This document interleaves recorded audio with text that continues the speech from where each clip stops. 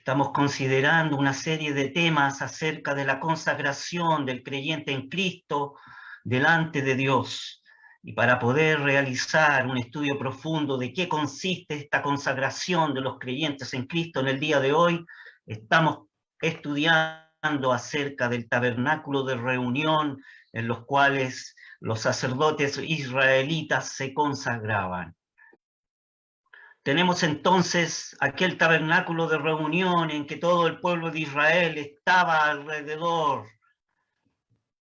Hemos estado estudiando acerca de la consagración que tuvieron Aarón y sus hijos. Y una vez consagrados, hemos estado ahora considerando el oficio de los sacerdotes dentro de este tabernáculo. En la reunión anterior estuvimos hablando acerca del altar de bronce, ese altar de holocausto, el altar de sacrificio, que es el primer objeto que se encuentra a la entrada de la puerta. Decíamos que ningún israelita podía venir a acercarse a Dios si no traía ante este altar una ofrenda. Dios estaba velado, estaba oculto atrás del velo en el lugar santísimo, y el hombre estaba fuera, y el hombre no podía acercarse si no traía cerca algo. Bien, con la ayuda del Señor en esta noche, hoy es el cuarto tema de 20, estaremos considerando el concepto de sacrificio. Como notamos, el israelita piadoso entraba por la puerta del tabernáculo solo si traía un becerro para el sacrificio. Este sacrificio constaba de dos tipos de sacrificios. Uno era la ofrenda de expiación, que era un becerro, el cual el oferente ponía sus manos sobre la cabeza del animal y confesaba sus culpas. Luego el sacerdote le pasaba el cuchillo y este animal era degollado por ese judío piadoso. Este animal, por ser una ofrenda por el pecado, tal cual como lo hemos leído en Levítico 4, era quemado fuera del real, fuera del campamento. Pero había también una segunda ofrenda, llamada la ofrenda de holocausto, y esta consistía en carneros. Por supuesto, cada ofrenda era sin tacha y sin defecto. En esta ofrenda de holocausto, el oferente ponía sus manos sobre la cabeza del animal y se identificaba con la perfección de aquel carnero, y esta perfección le era imputada al oferente, al que ofrecía este animal. Luego este animal era degollado a la puerta del tabernáculo y era quemado completamente en el altar de bronce. Era una ofrenda por holocausto de olor grato y agradable a Jehová. Entonces tenemos que el primer concepto de sacrificio significa traer cerca algo. Luego venía como un segundo punto, era la imposición de las manos sobre la cabeza del animal, tanto por el oferente o muchas veces por el sacerdote. Al colocar estas manos confesaban su culpa y transferían esta culpa hacia el animal. Y cuando se traía un carnero para el holocausto, también se ponían las manos sobre la cabeza de este carnero, pero ahora el oferente, el que ofrecía este carnero, se identificaba con la perfección, la pureza de la víctima inocente. Hay un tercer punto. El que adoraba era el que sacrificaba a la víctima. Es decir, el que adoraba a la puerta del tabernáculo tenía que matar a esta víctima. Aquí se destaca, queridos hermanos y hermanas, la idea que el altar de bronce era un altar de juicio. La santidad de Dios no hubiera quedado satisfecha si un solo pecado hubiera quedado sin castigo. La gran reflexión que debemos hacer, queridos hermanos y hermanas, es esta. Cuando la ira de Dios cita a la impiedad del hombre, el juicio se torna inevitable. No siempre este juicio cae sobre nosotros. Por la gracia de Dios, si cayera de inmediato, estaríamos fulminados en un instante. La cruz de Cristo es la expresión de este juicio. Pero este juicio no se ha expresado en el castigo del pecador culpable, sino que ha caído en la cabeza de Cristo. Cristo se ha identificado con el hombre en la responsabilidad del hombre por el pecado. Hay que destacar, queridos hermanos y hermanas, que hay una enseñanza modernista que es el liberalismo teológico, que ha puesto y pone énfasis en luchar contra lo que ellos llaman despectivamente la teología de la sangre. Dudan, según ellos, acerca de la expiación y dicen que no está bien que uno muera por otro. Nuestra respuesta a esta enseñanza modernista consiste enfáticamente en desarrollar la enorme enseñanza que surge del tabernáculo, incluyendo en primer lugar este altar de bronce. La idea de la expiación, que significa quitar la culpa, la sustitución de la muerte por otro, es enseñada en toda la Biblia. La sangre aparece en todas sus páginas. Hay un hilo de sangre a través de la Biblia y este hilo de sangre conduce hacia la cruz. Además, el Espíritu Divino, el Espíritu Santo nos enseña a través de la Escritura que la expiación es el único camino para reconciliar al hombre con Dios. De manera que hay un solo camino, hay uno solo, y es un camino rociado con sangre. Veíamos aquí que en el sacrificio intervenía el sacerdote. Una vez que el animal era muerto, a la puerta del tabernáculo, el sacerdote recogía la sangre y la separaba. En el caso de que se trataba de una ofrenda por el pecado, esta sangre el sacerdote la rociaba 7 veces en el velo adentro. Aquel velo que separaba el lugar santo del lugar santísimo. Esta sangre era aceptada por Dios. Y notemos, hermanos, que Dios acepta el sacrificio que Dios provee. Es interesante notar aquí el orden en que procedía el sacerdote con la sangre. Primero, en la ofrenda por el pecado, tomaba la sangre y entraba con ella al lugar santo. La sangre era derramada allí, rociada 7 veces en el velo que separaba el lugar santo del lugar santísimo, sobre el velo, aquel velo que tenía bordado los querubines de gloria. Esto significaba la aceptación de esta sangre por parte de Dios. Después de esto, el sacerdote salía y el sacerdote aplicaba la sangre en otros lugares. El orden con que aplicaba la sangre es significativo. Primero, delante del Señor, delante del velo que separaba el lugar santo y el santísimo.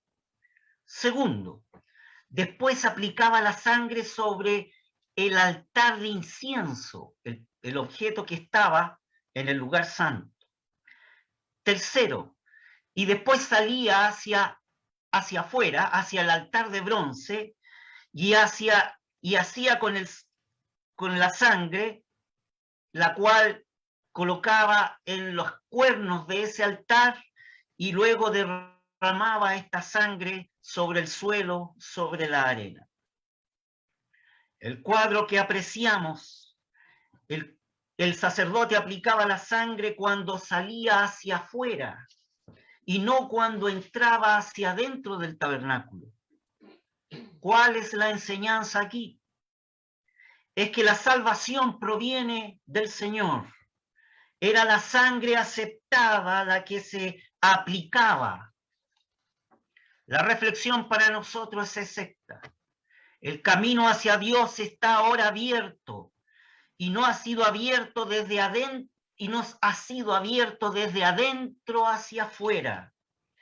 El camino ha sido abierto desde Dios hacia el hombre. No al revés.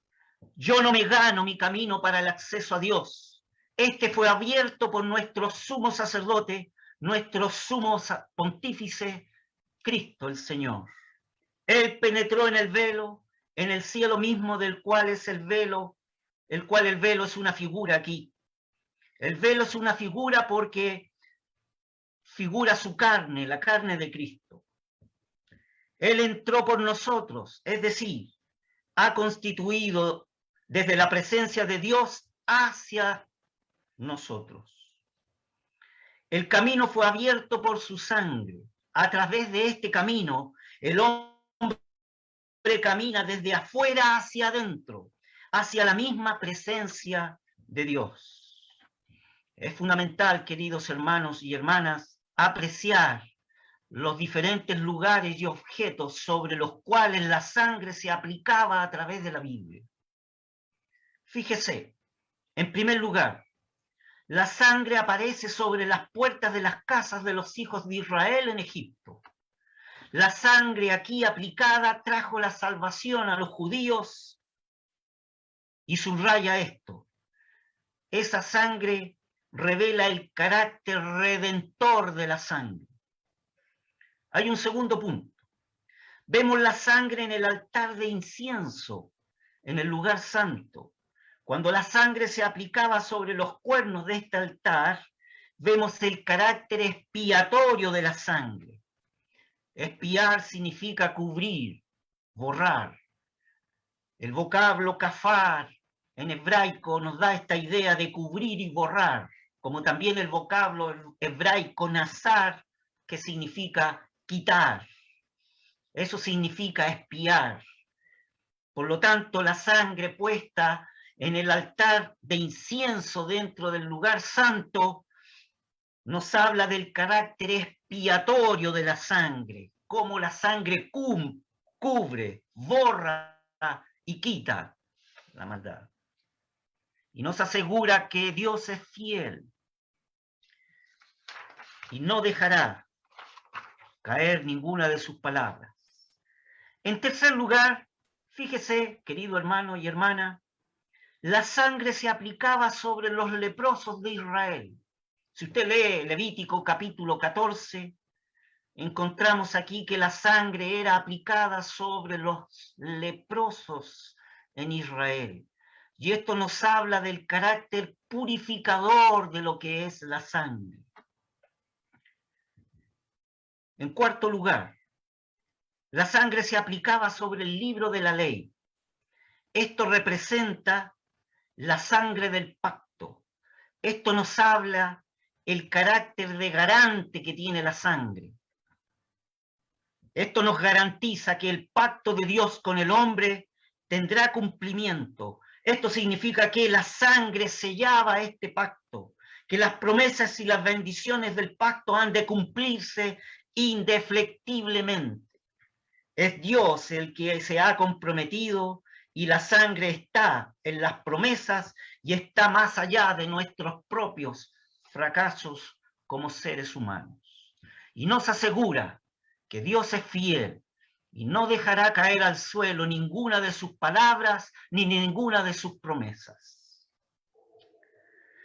Hay un quinto punto de donde la sangre la vemos a través de la Escritura. La sangre se aplicaba sobre los sacerdotes y sobre los utensilios de este santuario.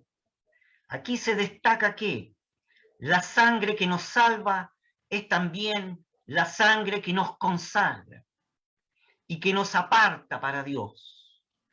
Una vez que un objeto o un vaso del santuario era rociado con sangre, no podía ese objeto tener otro uso. Era para el uso exclusivo de Dios. Aquí hay una gran idea, hermano, hermana. El creyente no se pertenece a sí mismo. Su vida, apreciado hermano, su vida, apreciada hermano, no le pertenece a usted. La Biblia nos enseña que el creyente pertenece a Dios y hay tres razones, se las voy a dar. Primero, pertenece a Dios por derecho de creación. Segundo, Usted pertenece a Dios por la redención, la sangre que ha sido derramada por causa de sus pecados y de mis pecados. Tercero, usted no se pertenece a sí mismo, sino pertenece a Dios por la residencia no impedida del Espíritu Santo en su corazón, como Pablo enseña en 1 Corintios 6, el texto 19. Nada nos pertenece, estimados y queridos hermanos, todo pertenece a Dios. Tengo un sexto punto donde hallamos que se aplica la sangre en la Escritura. La sangre la hallamos en el lugar santísimo, en la cubierta de oro, en el propiciatorio, bajo esas alas de los querubines. Allí la sangre era colocada en el lugar más sagrado de todos, en el lugar santísimo. Aquí se destaca que la sangre es el fundamento para nuestro acceso a Dios. Nos falta tiempo para poder seguir destacando el lugar de la sangre a través de la Biblia. Bien, vamos a seguir considerando lo que el sacerdote hacía en la ceremonia de estos sacrificios. El sacerdote tomaba ciertas partes del animal y las quemaba en el altar de bronce, tal como se ve aquí en esta figura, donde la vida de un inocente era entregada, y era el lugar donde el fuego de la santidad de Dios consumía a la víctima. ¿Qué es este fuego en las Escrituras? Este fuego es un símbolo del juicio de Dios. Expresa el carácter santo de Dios en contra de toda maldad. La Biblia, la palabra de Dios, nos enseña que Dios es un fuego consumidor. Pero esto no lo enseña para poder atemorizarnos, sino que nos enseña para consolarnos. Dios es un fuego consumidor para poder consumir el pecado que hay en mí. ¿Cómo lo ha hecho? Cargando el pecado sobre sí mismo, y esto puede explicar la inmensa agonía en el cual su santo Hijo, el santo Hijo de Dios, se sometió. Bien, consideremos ahora aquel texto que hemos leído en nuestro devocional. Ese texto leído en Efesios 5:2 que dice: y andad en amor como también Cristo nos amó y se entregó a sí mismo por nosotros, ofrenda y sacrificio a Dios en olor suave. Podemos considerar profundamente este texto acerca de la obra de sacrificio del Señor. En primer lugar, el amor de Cristo y el consejo de la eternidad. Aquí tratamos con el tremendo pensamiento del consejo de la Santísima Trinidad, que Dios ha tomado sobre sí mismo el pecado del mundo. Al contemplar la cruz, estamos pisando un terreno santo y estamos tratando de penetrar en los sufrimientos de Dios. Fíjese que en la antigüedad los griegos pensaban que Dios no puede sufrir. Pensaban que Dios vive en un aspecto de paz y que el sufrimiento no puede alcanzarle. No podía alcanzar ese sufrimiento a Dios. Eso pensaban en la antigüedad los griegos. Pero en la Escritura, la cruz nos revela que Dios está, por el contrario, apasionadamente envuelto en el conflicto del hombre. Los clavos de la cruz, la lanza del soldado y aún la burla de aquel pueblo no expresan todo el sufrimiento de Cristo. Solo Dios, que pesa los corazones, ha podido conocer lo que es aquel sufrimiento y lo que significó. Y solamente el Padre, Él puede apreciar cabalmente el valor inmenso que hizo su Hijo amado en esa cruz de ignominia como sacrificio. Para salvar al mundo pecador, Dios ha provisto un sacrificio de pureza inmaculada, sin mancha, de mérito infinito. No es un sacrificio de duración infinita, porque como tal ha terminado, pero es de eficacia infinita. ¿Qué es lo que da valor al sufrimiento de Cristo en la cruz? ¿Qué es lo que da valor a la sangre derramada de la cruz? Lo que da valor a la sangre de la cruz es que era poseída por una persona eterna, de naturaleza divina, gloriosa en su preexistencia, que es un ser infinito de carácter absolutamente santo y perfectamente justo. La gloria esencial de la persona de Cristo constituye la base del Evangelio y de Cristo mismo. Comunica esta gloria y esta dignidad de todo cuanto Él hace. Notemos aquí, queridos hermanos y hermanas, que la Escritura no coloca en primer plano los sufrimientos físicos del Señor, más bien destaca la disposición del corazón del Señor que le conduce a la cruz. El testimonio invariable de la gracia de la Sagrada Escritura es que los sufrimientos del Señor fueron vicarios. ¿Qué quiere decir aquella palabra vicario? Significa que fueron representativo, es decir, representa a otro. Fue sustitutivo, es decir, en lugar de otro, en reemplazo de otro. Él soportó en lugar de los hombres culpables para que ellos, los hombres, no debieran soportarlo. Y es así como el Señor murió en esa cruz de ignominia y derramó su sangre. Hay un segundo aspecto. Tiene que ver con la gloria del carácter de Dios. Un segundo aspecto de cómo murió el Señor Jesús en esa cruz, como una ofrenda agradable a su Padre, una ofrenda de sacrificio de olor grato, agradable a Dios. En la cruz, donde la gloria del carácter de Dios brilla en forma suprema. ¿Por qué? Porque en ella el juicio santo de Dios ha encontrado una expresión. No en la muerte eterna del culpable, sino en el derramamiento del juicio sobre el sustituto sin pecado.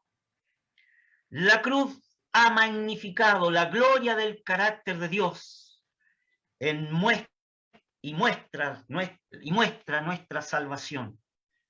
Muestra su amor, muestra nuestra salvación solo podía fundarse en la gloria de Dios que Cristo ha establecido en su muerte. Veamos ahora qué significó la satisfacción del Padre ante esta muerte de Cristo en la cruz. Siempre tenemos que subrayar que el primer objetivo de Cristo al morir en la cruz ha sido dar satisfacción a los requisitos del carácter de Dios. En la cruz, las demandas insalvables de la justicia divina han sido satisfechas, plenamente satisfechas. También ha sido satisfactoria la santidad y el honor de Dios, han quedado completamente satisfechas. Debemos destacar aquí un elemento más del carácter de Dios que debía ser satisfecho. ¿Cuál es? En el Calvario tenía que ser satisfecho el impulso eterno del gran amor de Dios hacia el hombre pecador. No podemos definir lo que es el amor de Dios. Es demasiado profundo para nosotros. No hay palabras como para poder describir, pero solamente vamos a poder decir que el amor de Dios es un impulso eterno de su corazón hacia el hombre pecador. Lo grande de este hecho es que al satisfacer Jesucristo el amor de Dios, al mismo tiempo satisface la necesidad más profunda del hombre. Y esto es lo que significa este altar de bronce, aquí a la puerta del tabernáculo. Este altar de bronce aquí en este dibujo representa la figura insondable, de insondable profundidad del amor de Dios. Ha podido llegar a cubrir al más miserable pecador, dado que Jesucristo busca por encima de todo hacer lo que el Padre le agradaba. Entonces, en la cruz ha venido a ser absolutamente necesaria para manifestar esa plenitud, ese amor. Y este altar de bronce con los sacrificios fue instituido para satisfacer las ansias más profundas del corazón de Dios y que el hombre pudiera acercarse a Dios con un sustituto, con un sacrificio, y poder traer cerca algo en el cual que ofrendar a Dios. En este altar el fuego ardía perpetuamente. La puerta exterior del tabernáculo estaba permanentemente abierta. ¿Por qué? Porque esto indicaba que Dios estaba siempre dispuesto a recibir las ofrendas voluntarias de su pueblo. Dios siempre estaba dispuesto a perdonar, lo mismo que en el día de hoy. Dios está dispuesto siempre a perdonar al más vil pecador. Pero el hombre ha de acercarse conforme al fundamento de Dios. Dios se acerca al hombre a través de la obra preciosa en el día de hoy, de esa obra magnificencia en la cruz del Calvario. Las ofrendas eran voluntarias. Hacían ofrendas que también habían ofrendas que no eran voluntarias y estas se hacían de la mañana y en la tarde. Esas ofrendas eran obligatorias. Pero además Dios estaba siempre dispuesto a aceptar estas ofrendas voluntarias. A la mañana y al atardecer tenían que ser ofrecidas en holocausto. Aquí hay otro aspecto fundamental, porque esto enfatiza en una manera intensa que la satisfacción de Dios ante la muerte sacrificial de su amado Hijo no tiene fin. Todo esto apunta a que el altar de bronce prefiguraba la cruz de Cristo. ¿Por qué? Podríamos preguntar. Hay varios puntos. Primero, es una figura de la satisfacción eterna que el Padre encuentra en esta ofrenda, en el cuerpo de su Hijo amado. Segundo, hay una provisión continua de misericordia por parte de Dios. Tercer punto, a los pies de la cruz hay una aceptación continua delante de Dios. Yo como hombre no soy agradable. Mi historia me descalifica. Mi carácter me descalifica. Mis obras me descalifican. Pero yo tengo a los pies de la cruz una continua aceptación delante de Dios. Me puedo presentar como un adorador y es incomprensible para el ser humano que es miserable, pueda así un ser humano con esta condición pueda adorar a Dios. Pero así está escrito, así dice la Escritura y así yo lo creo. Hay una continua consolación para el creyente que sufre. Tengo mucho respeto con aquel creyente que sufre, porque a mí me ha tocado sufrir y profundamente. El Señor puede consolar al creyente que sufre. La cruz es el testimonio que hemos sido amados con un amor, queridos, apreciados hermanos y hermanas, con un amor eterno del Padre. ¿Qué significa? ¿Qué significa que el amor de Cristo es eterno? Significa que no va a cambiar nunca, a pesar de lo que yo haga y a pesar de lo que yo sea. Eso significa que es eterno. No solamente que viene de lejos, quiere decir que cubre toda mi historia, todo mi pasado, todo mi presente y todo mi futuro que vendrá, a pesar de lo que yo soy y a pesar de lo que es usted. Todo esto afirma que el altar de bronce, el primer objeto que encontramos al entrar de este tabernáculo, prefigura la cruz de Cristo. Notemos, queridos hermanos y hermanas, que el hecho glorioso, que el amor que reina por siempre en la Santísima Trinidad, no está vinculado a nuestro destino. Todo lo contrario. Toda bendición en el presente y en la eternidad proceden de esta obra de la cruz. El Padre no era un mero espectador indiferente en el Calvario. La palabra inspirada nos enseña que Dios estaba en Cristo reconciliando al mundo consigo mismo. Tenemos otra figura, la de Abraham e Isaac, su hijo. Mientras iban para hacer el holocausto en aquel monte de Moriah, el Padre estaba acompañando al Hijo en la obra de redención.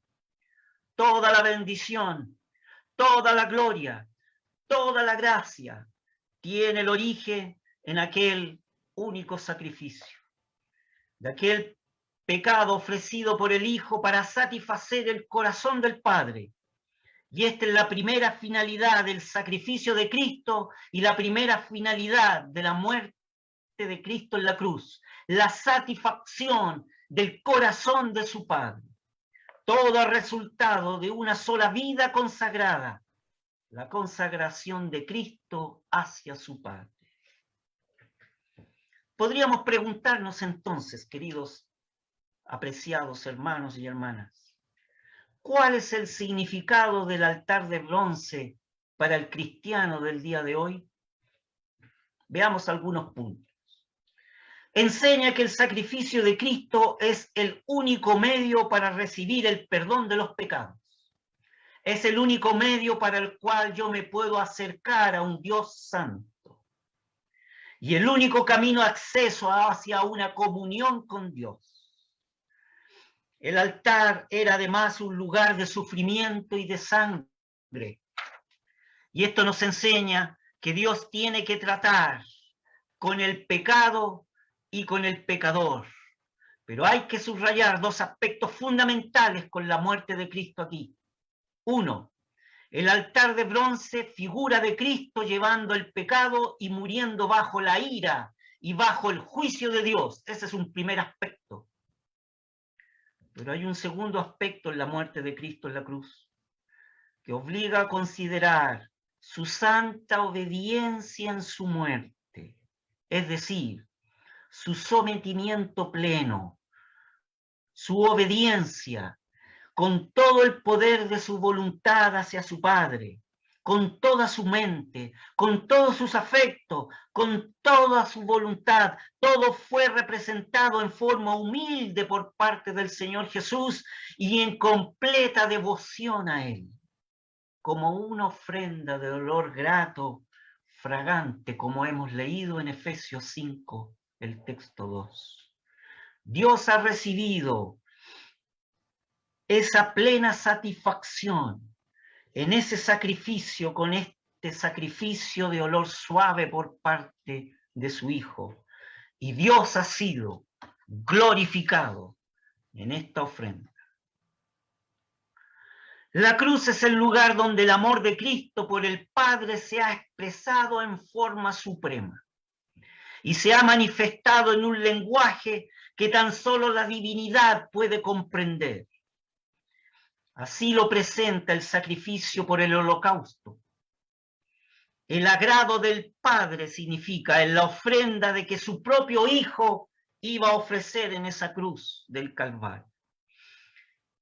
Y ese olor grato que sale en ese humo de esa ofrenda que era quemada completamente en el altar, esa ofrenda de holocausto, de olor grato, subía ese humo y era la fragancia de la obediencia que veía el Dios en su amado Hijo en la cruz del Calvario. Hay un primer aspecto que tenemos que ver. Primero, Cristo llevando el pecado de todos en la ofrenda de expiación para poder quitar nuestra culpa y borrar nuestra maldad. Representa a Cristo en la muerte como vía de escape del juicio divino. Y el segundo sacrificio, el de holocausto, Cristo ofrecido en sumisión al Padre, presenta la misma muerte en la cruz, pero aquí, por el hecho por el cual nosotros hemos sido hechos adoradores, aceptables delante de Dios, teniendo el acceso a Dios, estimándonos Él no por nuestros méritos que no existen ni existirán nunca, sino estimándonos en forma apreciativa en el valor estimable de aquel cordero que fue inmolado en esa cruz de ignominia. ¿Cuál es entonces, queridos hermanos, queridas hermanas, nuestra responsabilidad como sacerdotes en Cristo en el día de hoy? No consiste en repetir este sacrificio que hizo Cristo, ni de actualizarlo como pretenden los teólogos católicos del día de hoy, porque este sacrificio no admite repetición. Nuestra tarea consiste en recordar este sacrificio como un memorial y proclamar en ese día de recordación la gloria del sacrificio de Cristo en esa cruz de ignominia. Su responsabilidad, querido hermano, querida hermana, consiste en enseñar, predicar y clamar y proclamar la gloria de Dios en Cristo Jesús. Como pecadores convictos de pecados, por una obra del Espíritu Divino, hemos venido un día a la cruz y ahora tenemos que presentarnos como sacerdotes vivos, no para poder repetir este sacrificio, sino para poder recordarlo y admirar la perfección de Cristo en ese holocausto rendido por Cristo. Mi responsabilidad consiste en meditar y escudriñar las Escrituras para poder penetrar más y más en el significado de la cruz, para tomar aquel texto bíblico con su enorme riqueza doctrinal, para hacerlo el alimento diario de mi meditación y la materia de mi predicación en el día de hoy. Pero notemos, hermanos, que la Biblia enseña que todo ya está consumado. La obra de redención de Cristo está terminada y por siempre. El precio, todo el precio ha sido pagado y estamos libres para siempre. Esta es la gran lección de este altar de bronce aquí a la puerta del tabernáculo de reunión. Pero desde el punto de vista de la vida cristiana, este altar no es el final. No es el final, este altar de bronce de la vida cristiana, sino el comienzo. Hay que seguir el camino, recorrer hacia velo adentro, hacia el lugar santísimo. Recién hemos entrado, recién estamos considerando el primer paso en nuestra vida cristiana. No hay que ir hacia afuera, sino hacia adentro, donde entró el precursor, nuestro sumo pontífice, nuestro sumo sacerdote, Cristo. El altar de bronce nos enseña un punto fundamental, queridos hermanos y hermanas. Nos enseña el fin de la vida vieja, el fin de la vida pasada. El altar de bronce es el comienzo de una obra de amor de Dios en mi corazón. Querido hermana, querido hermano, esto ha sido hecho por Dios en usted. Él tan solo es el comienzo de la obra de amor en su corazón, lo que Dios ha hecho en usted. Regocíjese, estimado hermano, hermana, anímese cualquiera sea su problema en el día de hoy, cualquiera sea su angustia de su corazón en el día de hoy. Lo que Dios ha hecho por usted es apenas el comienzo de una obra de amor en su alma.